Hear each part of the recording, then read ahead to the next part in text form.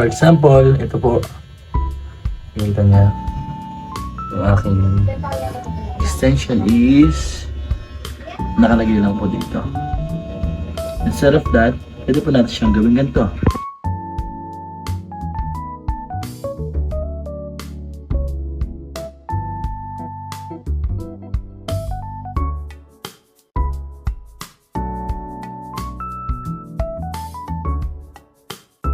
Yan, kita nyo naman po ang gawa natin is tinip na lang muna natin siya sa ngayon.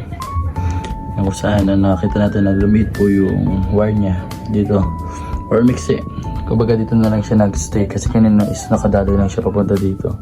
So may tendency po ako na tilapid or maapakan ko yung extension ngayon. Hindi na kasi nga po lumit na yun, lumit na ng kaunti yung pinaka wire niya. Ayan.